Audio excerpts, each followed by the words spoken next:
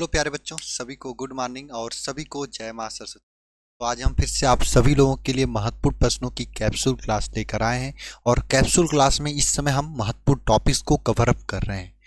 आज है नंबर आपके केमिस्ट्री का सबसे ज़्यादा क्वेश्चन पूछे जाने वाला ये प्रश्न वर्नर सिद्धांत का।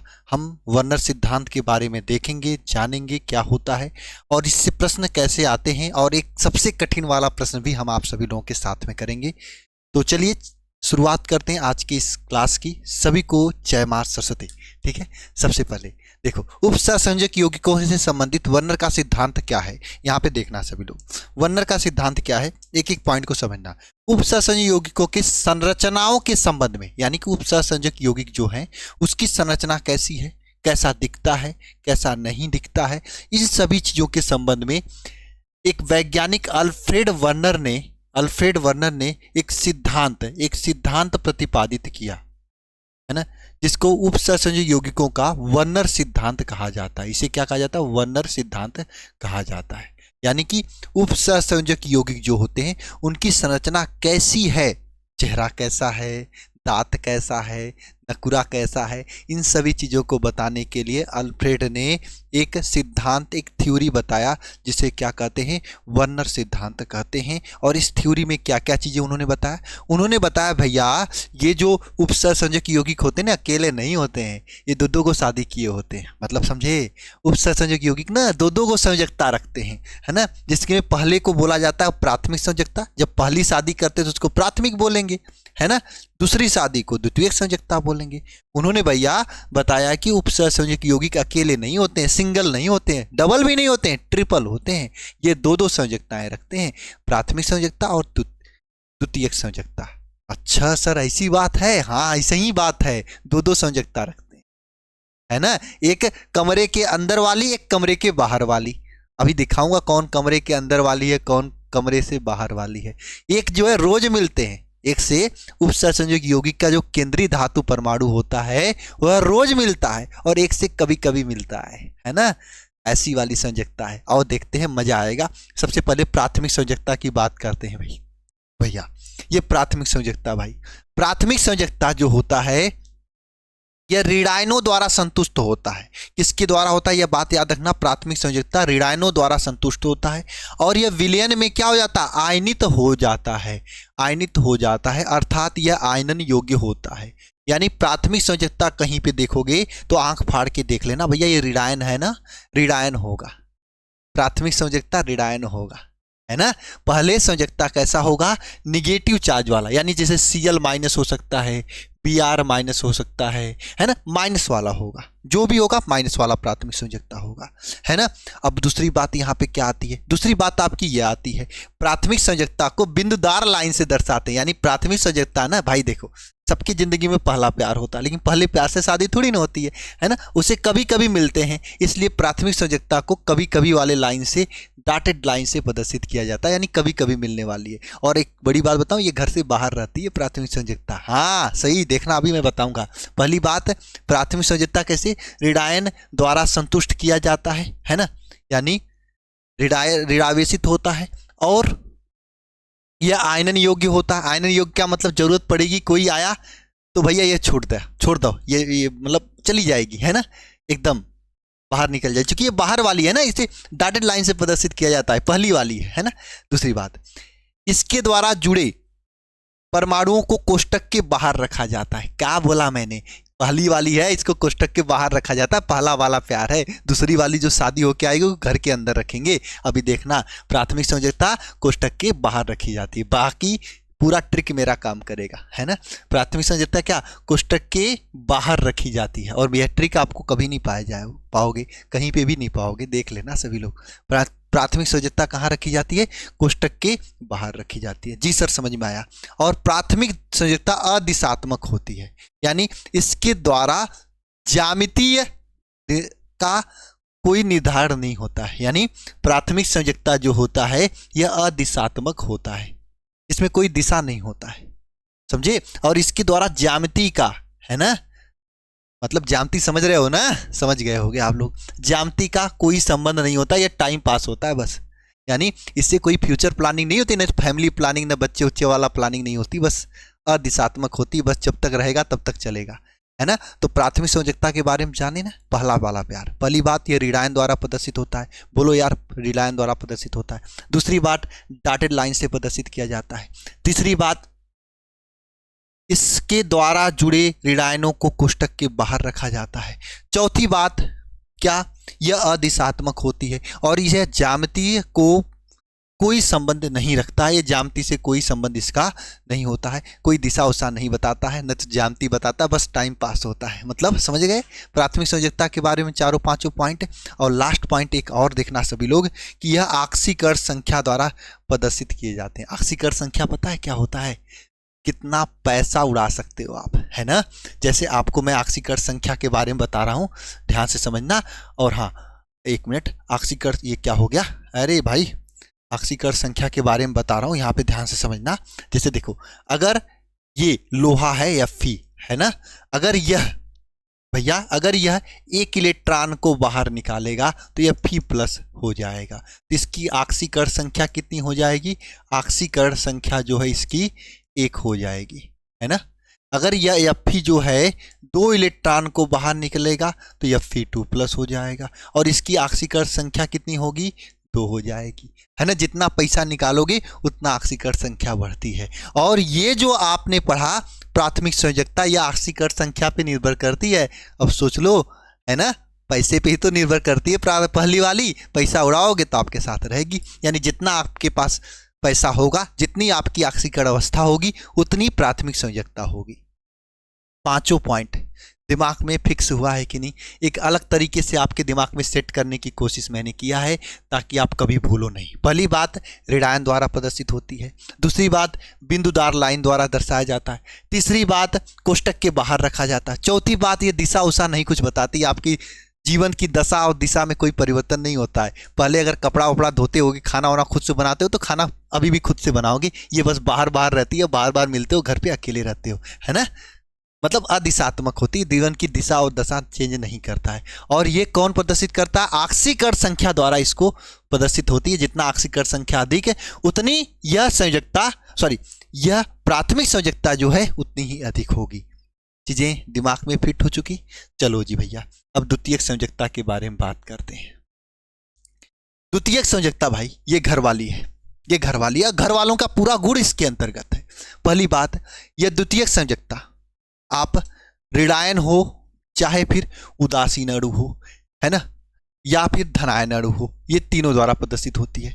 भाई शादी तो सबको होती है, चाहे आप कमाओ चाहे नहीं कमाओ, है ना, चाहे आप ऋणायन रहो चाहे धनायन रहो चाहे उदासीन रहो, शादी तो होगी आपकी, है ना, होती तो है सबकी, तो ये सबके द्वारा प्रदर्शित होती है। दूसरी बात यहाँ पे ध्यान रखना, द्वितीयक संयोजकता निश्चित होती है और ये समन्वय संख्या के बराबर होती है ना। ये बात समझिए भाई, जिंदगी में कुछ लोग केवल एक ही शादी करते हैं और इससे निश्चित होता है शादी एक ही होगा, एक से अधिक नहीं होगा। लेकिन यहाँ पे द्वितीयक संयोजकता जो होता है वो भी निश्चित होता है, लेकिन वो किसके बराबर होता है, समन्वय संख्या के बराबर होता है। जैसे कोबाल्ट की समन्वय संख्या 6 होती तो उसकी द्वितीयक संयोजकता 6 होगी। प्लेटिनम जैसे कोबाल्ट की समन्वय संख्या 6 होती तो इसकी द्वितीयक संयोजकता कितनी होगी, 6 होगी। प्लेटिनम की द्वितीयक संयोजकता 4 होती है क्योंकि इसकी समन्वय संख्या 4 होती है ना।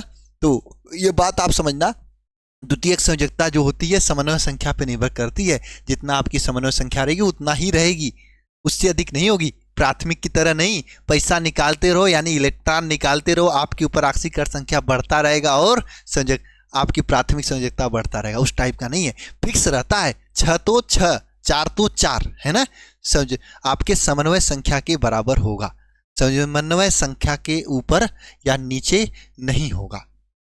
नेक्स्ट पॉइंट देखना इसका। और भैया ये संकुल यौगिक के संकुल भाग का निर्माण करते हैं और इसे कोष्टक के अंदर रखा जाता है और ये आयनित भी नहीं होते हैं। ये नहीं कि भाई कोई ज़्यादा पैसा दे दिया, है ना, भाई घर के बाहर है तो उसके साथ चले जाए, ये वाला नहीं होती है। ये आयनित भी नहीं होती द्वितीयक संयोजकता, है ना, कोष्टक के अंदर होती है। और इसके बाद देखोगे, हाँ ये पॉइंट्स हो गए। अब मुझे जरा बताओ, हम यहाँ पे एक यौगिक लिख रहे हैं, क्या यहाँ पे एक यौगिक लिख रहे हैं, वो यौगिक क्या है, क्या भाई, है ना, यहाँ पे Ni। अब यहाँ पे देख लेना भाई, प्राथमिक संयोजकता कौन है, द्वितीयक संयोजकता कौन है, ये इज्जत लिख के बता देना। निकिल Ni H2O 6 Cl2 है, ये है। इसमें प्राथमिक संयोजकता कौन है और द्वितीयक संयोजकता कौन है? तो देखो Cl2 6 है, तो प्राथमिक संयोजकता कौन है इसमें भैया? प्राथमिक संयोजकता कौन है और द्वितीयक संयोजकता कौन है? तो भैया कमरे के बाहर वाली कौन है इसमें? Cl2 है, तो प्राथमिक संयोजकता Cl2 होगा। ये कौन होगा? प्राथमिक संयोजकता होगा, प्राथमिक संयोजकता होगा, संयोजकता होगा, है ना, ये प्राथमिक संयोजकता होगा। अब कमरे के अंदर वाली कौन है? H2O है, H2O 6 है, ये कौन होगा? द्वितीयक है ना, संयोजकता होगा, द्वितीयक संयोजकता होगा। क्या समझे आप? है ना, कमरे की बाहर वाला H2O, नहीं कमरे के अंदर वाला H2O द्वितीय संयोजकता, कमरे के बाहर वाला Cl2 यह प्राथमिक संयोजकता होगा। बात समझ में आ गई सभी लोगों को? बताओ। और हाँ, एक चीज और आगे देखो अभी, है ना, जो कि आपको देखना है। एक चीज और है, धातु द्वितीयक संयोजकता से जुड़े लिगेंड को बड़े कोष्टक के अंदर लिखते हैं, जो कि मैंने आपको बता दिया। भाई घरवाली है तो कमरे के अंदर ही रहेगी ना, बाहर तो नहीं जाएगी द्वितीयक संयोजकता, है ना। नेक्स्ट पॉइंट देख लो यहाँ पे, है ना, प्राथमिक संयोजकता से यह प्रबल होता है। भाई प्रबल तो होगा ही, घर में रहेगी तो प्रबल होगा, है ना। कुछ लफड़ा होगा तो पटक के मारेगी भी कमरे के अंदर, है कि नहीं? कुछ गड़बड़ करोगे तो मारेगी भाई, आजकल के ऐसे ही लोग होते हैं, है ना, मारेगी भी। क्यों भाई? बात सही है ना। नेक्स्ट देख लो, यह दिशात्मक होती है, अर्थात आकृति का निर्धारण इससे होता है। बिल्कुल सही बात है, द्वितीय संयोजकता दिशात्मक होती है, जो कि घर वाली है ना, तो दिशात्मक तो होगी, आगे की दिशा दशा तय करेगी, एक बच्चा, दो बच्चा, तीन बच्चा, है ना, ये सब डिसाइड करेगी, तो ये दिशात्मक होती है। वो बाहर वाली थी प्राथमिक संयोजकता, है ना। तो ये यहाँ से द्वितीयक संयोजकता के पूरा गुणधर्म है, जो कि आप याद कर सकते हो, घबराने की बात नहीं है। अब मैं आपका टेस्ट ले लूँ, बताओ। चलो टेस्ट ले लेता हूँ। अच्छा एक चीज और ले लेना, द्वितीयक संयोजकता जो होती है उसको ना ऐसे लाइन से प्रदर्शित किया जाता है, इस तरीके से। प्राथमिक संयोजकता को डॉटेड लाइन से, द्वितीयक संयोजकता को लाइन से प्रदर्शित किया जाता है। चलो जी भाई, अब हम टेस्ट ले लेते हैं आपका एक, है ना। चलो एक यौगिक लिखते हैं, है ना, एक यौगिक लिखते हैं PT, एक यौगिक लिखते हैं PD, है ना, PD NH4 NH3 PD NH3 4, है ना, Cl2।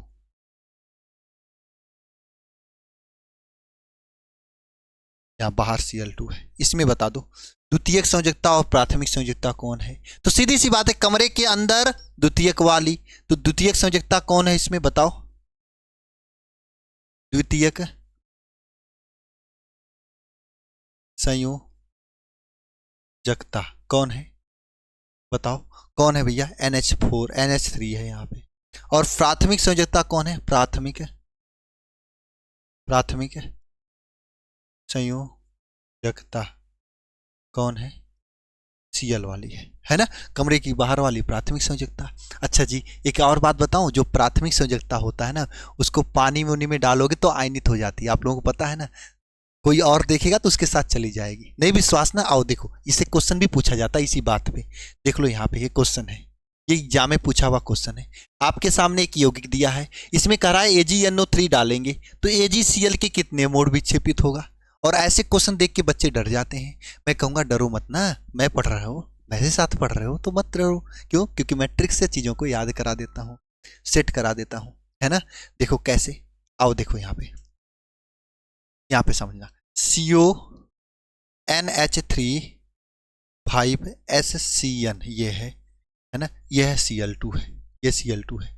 इसको जब हम जल में डालते हैं तो भाई यह इसके, है ना, इसको हम लोग, इसके पजरे हम AgNO3 को रखते हैं। पूछ रहा है AgCl के कितने मोल विक्षेपित होगा? तो मैंने क्या बताया था, घर के बाहर वाली ही भागती है दूसरे को देख के। बाहर वाली मतलब प्राथमिक संयोजकता भागती है, आयनित तो वही होता है। यहाँ पे प्राथमिक संयोजकता कौन है? घर के बाहर वाली। बाहर कौन है? ये Cl2 है, 2 गो Cl है। तो भैया कितना प्राप्त होगा? 2 AgCl प्राप्त होगा। जितना बाहर Cl होगा उतना AgCl प्राप्त होगा, क्योंकि भैया इसको डालने पर यह आयनित हो जाती है, भग जाती है। क्योंकि पूरा तो पैसे का कमाल था, अब पैसे पे लाए थे आप, क्योंकि भैया आक्सीकरण संख्या पे निर्भर करता है ना यार। आक्सीकरण संख्या मतलब इलेक्ट्रॉन निकालते रहो, ये आती रहेगी, और कोई और निकाल देगा तो उसके साथ यहाँ पे Ag NO3 निकाल दिया, दोनों के दोनों उसके साथ निकल गए। और यहाँ से क्या पता चला आपको कि ऐसी चीजों के चक्कर में नहीं पड़ना है, ये वर्नर भी बताते हैं और साइंस भी बताता है ना। प्राथमिक संयोजकता के बारे में कभी नहीं सोचना है, आप मेहनत करो, द्वितीयक संयोजकता लेना सही रहेगा जिंदगी, क्योंकि वो आकृति, दशा, दिशा सब कुछ तय करेगी आपकी जिंदगी की, है ना। और आयनित भी नहीं होगी, है ना, कोई सामने आ गया तो उसके साथ नहीं जाएगी। देखो ये दोनों गए क्या, इसके साथ नहीं जाएगी, बाहर वाला जाएगा, है ना। तो बाहर वालों को बाहर ही रहने दो, है ना, अंदर मत आने देना कभी, ठीक है। चलो जी भाई, यहां तक बातें समझ में आ गई। तो यहाँ पे 2 यानी 2 मतलब यहाँ पे 2 मोल प्राप्त हुआ है। कितने मोल? 2 मोल प्राप्त हुआ है। आई क्या बात समझ में सभी को? मजा आया चीजों को सीखने में? आ जाओ भाई, आ जाओ भाई, कुछ क्वेश्चन करते हैं, है ना, कुछ क्वेश्चन करते हैं, कुछ क्वेश्चन करते हैं आपके सामने। ये क्वेश्चन करते हैं, और ये क्वेश्चन मैं आपके लिए होमवर्क दूंगा। वर्नर के सिद्धांत के आधार पे कौन सा सही है, ये प्रश्न है आपके लिए होमवर्क। और एग्जाम में क्वेश्चन कैसे पूछा जाता है? तो एग्जाम में क्वेश्चन पूछा जाता है वर्नर के सिद्धांत किसे कहते हैं भाई, और इसका वर्णन कीजिए, ऐसा क्वेश्चन पूछा जाता है। और आएगा तो आप प्राथमिक द्वितीयक संयोजकता बता के बना लेना, या फिर ऐसा क्वेश्चन पूछेगा कि भैया कितने मोल अवक्षेपित होगा, वो भी बता देना, आराम से बता दोगे, कोई दिक्कत नहीं है। प्राथमिक संयोजकता ही तो देखना है, जितनी प्राथमिक संयोजकता होगा उतना मोल अवक्षेपित होगा। या फिर ऐसे ऑब्जेक्टिव क्वेश्चन, सबसे कठिन वाले क्वेश्चन यही ऑब्जेक्टिव के हैं जो कि पूछे गए थे। अब आपको करना क्या है, अपने नेम के साथ में इस क्वेश्चन का आंसर बताना है, अपना नाम बताना है कि नाम क्या है, उसके बाद इस क्वेश्चन का आंसर आपको कमेंट बॉक्स में कमेंट कर देना है। मैं इंतजार करूंगा आपके कमेंट्स का, ठीक है ना, क्या होगा। और साथ में वर्नर के सिद्धांत को एक बार लिख के प्रैक्टिस कर लेना। मिलते हैं नेक्स्ट क्लास में, सभी को जय मां सरस्वती। और हाँ, वे बच्चे जो नए हैं, अभी तक तैयारी की शुरुआत नहीं किए हैं, अगर डिटेल से बढ़िया से पढ़ना चाहते हैं तो आप लोगों के लिए हमारे द्वारा क्रैश कोर्स शुरू किया जा रहा है। अगर आपका सिलेबस एकदम कंप्लीट नहीं है तो आप कंप्लीट कर सकते हो इस क्रैश कोर्स के साथ ज्वाइन होकर, जिसमें क्विक रिवीजन 1 शॉट के जरिए आपको हर एक चैप्टर का कराया जाएगा। उसके बाद चैप्टर के इंपॉर्टेंट क्वेश्चंस कराए जाएंगे डेली लाइव क्लासेज में, वही क्वेश्चन जो आपके एग्जाम में आते हैं। अगर आप अभी तक कुछ भी नहीं पढ़े हो तो ये बैच आपके लिए वाकिब में, इसका नाम वरदान यूं ही नहीं पढ़ा है, वरदान है आप लोगों के लिए। गजब तरीके से कवर होगा, daily live class, live doubt class, class notes का PDF, 1 shot revision classes, study material में booklet, model paper, guest paper, पिछले 5 साल question paper A to Z इसमें गजब तरीके से आपको दिया जा रहा है। आप ज्वाइन कर सकते हो alpha institute pro app download करके, या फिर ये नंबर लिख लो 930 577 1375 इस पर कॉल करके। लेकिन हाँ, अब लेट मत करना, 2 ही महीना बचा है, जल्द से जल्द ज्वाइन कर लो, हम बैच जल्दी से शुरू कर दें ताकि आप टॉपर की तैयारी कर लो बन के, है ना। चलो जी भाई, और हाँ, इस बैच के साथ कुछ चीज़ें आपको फ्री दी जा रही हैं। इसमें शिखर बैच, जिसमें हर एक चैप्टर को डिटेल से पढ़ाया गया, वो फ्री दिया जा रहा है।